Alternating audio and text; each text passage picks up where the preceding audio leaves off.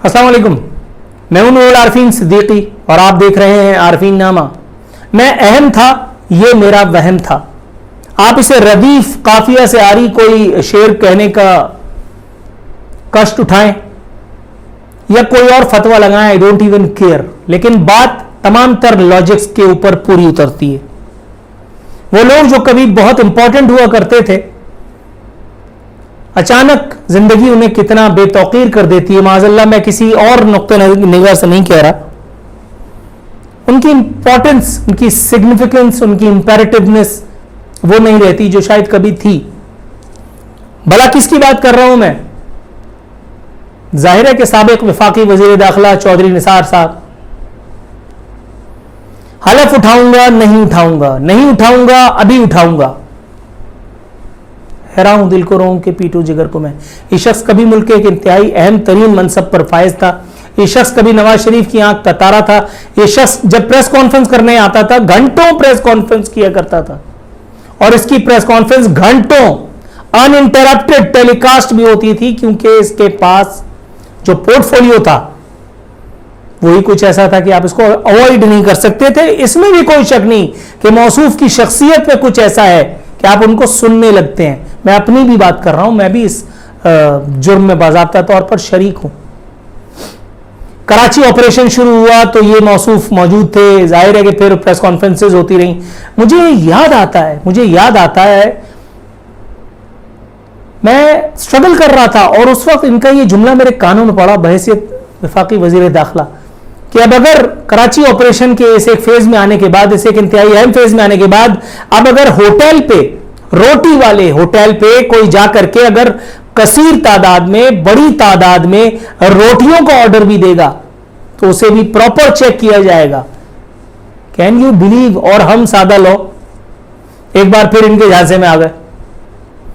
ये press conferences करते रहे, एमक्यूएम वालों पर तबर्रा करते रहे, ये दीगर लोगों पर चांदमारी करते रहे और हम इनकी चांदमारियां देखते रहे, क्योंकि इनके पास मनसब ऐसा था। कौन नहीं जानता कि ये एस्टेब्लिशमेंट के चहीते हैं? कौन नहीं जानता कि इनको एस्टेब्लिशमेंट से अपनी कुराबत के वजह से ही नून लीग में बर्दाश्त भी किया जाता रहा और इनको इतने इंपॉर्टेंट ओहदा और मनसब भी दिए जाते रहे। रात की तारीकियों में आर्मी चीफ्स से मुलाकात करवाने वाले शहबाज शरीफ को यही हजरत थे, इनके अलावा और कौन हो सकता था? और इसीलिए इनकी हर उल्टी सीधी, कभी कभी या कड़वी बात को भी सहना पड़ता था, क्योंकि आदमी तो बहरहाल काम का ही था। लेकिन इस काम के आदमी को क्या सूझी? इसने नवाज शरीफ से बगावत की। चलो, बगावत भी किसी जायज बात पे ही की होगी, इतना भी मैं उस नजर रखता हूं चौधरी निसार साहब से। लेकिन यह क्या कि आपने कौमी असेंबली की नशिस्त अगर हार दी तो आपने प्रोविंशियल असेंबली की सीट जीत करके क्या तीर मार दिया? आपको प्रोविंशियल असेंबली पे खड़ा क्यों होना था? पहले मेरी समझ में ये नहीं आया। ये बिल्कुल ऐसा ही है कि आप किसी क्लास को पढ़ाते पढ़ाते अचानक उसके स्टूडेंट बन जाए, मेरे अपने हिसाब में। Please correct me if I am wrong. कहां विफाक, कहां सूबा? एक एमपीए की हैसियत क्या होती है? और फिर जो लोग कह रहे हैं कि आपको एमपीए बना करके और दोबारा मुख्तलिफ कॉरिडोर्स, पावर कॉरिडोर्स से जाहिर है कि गुजार करके और आपको सीएम पंजाब की नशिस्त पर अगर बिठाना था, मुझे समझ में नहीं आता। यूसुफ रजा गिलानी पर आइए आप। यूसुफ रजा गिलानी बगैर किसी प्लानिंग के, बगैर किसी मंसूबे के वो आ गए इलेक्शन लड़ने के लिए। एक आदमी जो वजीर आजम पाकिस्तान जैसा पोर्टफोलियो एंजॉय कर चुका हो, समझ में आ रहा है कि यार शायद वो चेयरमैन सेनेट के ओहदे के लिए आ रहा था। नहीं, तो फिर किस लिए उसको सब्ज बाग दिखाए? और उसने देखे क्यों? दिखाने वालों ने तो काम ही है दिखाना। उसने देखे क्यों? ये किस किस्म की लालच है? मैं नहीं कहता कि चौधरी निसार को इसी तरह की कोई लालच दी गई होगी और वो उसी लालच के झांसे में आकर के एमपीए बन रहे हैं, लेकिन वो एमपीए बन क्यों रहे हैं? वो हलफ उठाने के लिए गए, फ्लैश गन्स का सामना किया, दौड़ तस्वीरें खींच रही थी, फुटेजेस ऑन एयर हो रही थी, और उसके बाद हुआ क्या? ठन ठन गोपाल, धर्म तख्ता, मिल बड़ा सन्नाटा, 0/0, कुछ भी नहीं हुआ। ना स्पीकर था, ना डिप्टी स्पीकर था, आपसे हलफ कौन लेता? उसके बाद आप मीडिया का सामना कर रहे हो और आप कह रहे हैं कि मेरे हलफ बर्दारी का दिन तय था। भाई 3 साल तक आपने हलफ नहीं लिया, वो कर्रोफर आपका किधर गया? नवाज शरीफ से बगावत के बाद आप अमर हो जाते तारीख में अगर आप नजरियात पर कायम रहते और आप कहते कि मैं लायक भेज चुका हूं सियासत पर, लेकिन ये किस किस्म की ग्रीड, ये किस किस्म की हवस है जो आपको एक मरतबा फिर सियासत के खारजार में धक्के खिलाने के लिए ले आई? सर आपने अपने कद का ना सही, कम से कम हमारी आपसे जो उम्मीदें और तवक्कुआत थी उसी का ख्याल किया होता जनाब अमन।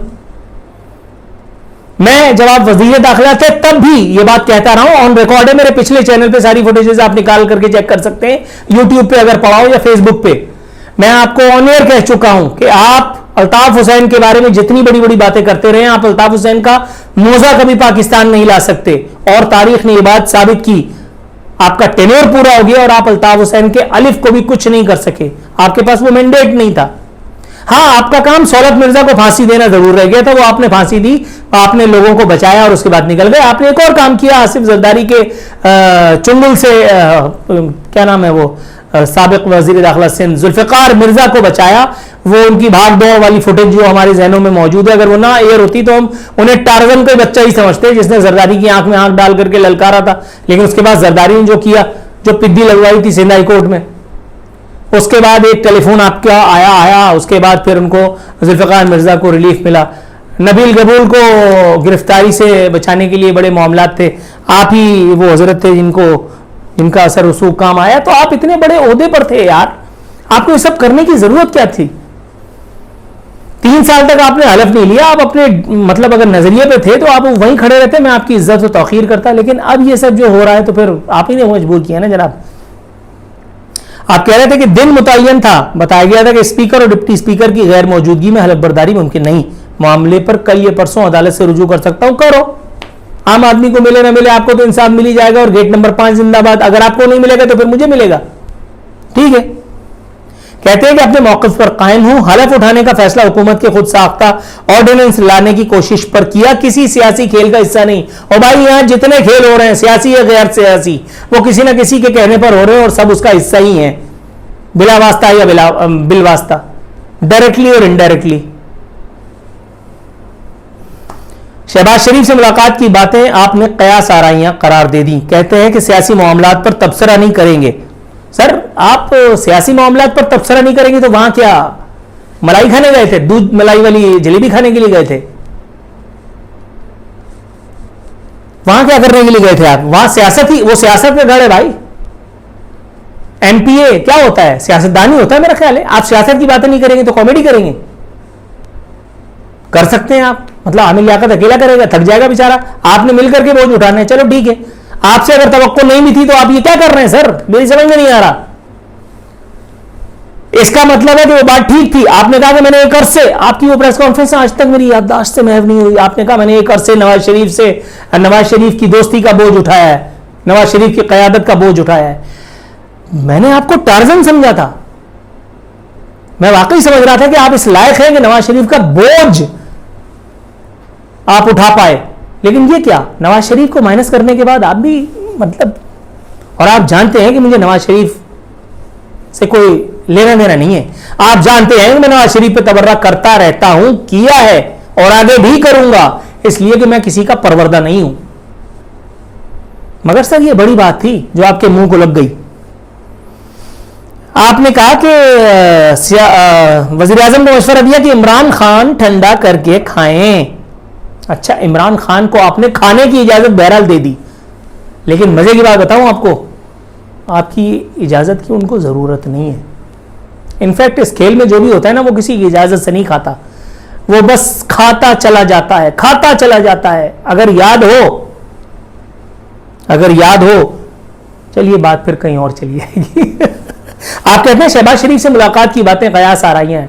सर शहबाज शरीफ तो आपकी गुड बुक्स में थे, या आप उनकी गुड बुक्स में थे, जो भी आप कह लें। शहबाज शरीफ भी इस्टेब्लिशमेंट से कितने करीब है और जाहिर है कि आप कितने करीब है ये भी सब जानते हैं। गीली जमीन पर पांव रखने के लिए आपको लाया गया गिलानी की तरह।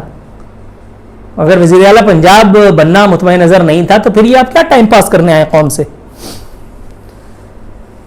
दूसरी जानिब सेक्रेटरी पंजाब असेंबली ने काना कर दिया उनको, कहते हैं कि चौधरी निसार का हरफ लेने से हमने इनकार नहीं किया। इस मामले में 3 दरखास्तें रावलपिंडी बेंच और 2 दरखास्तें लाहौर हाई कोर्ट में दायर हैं।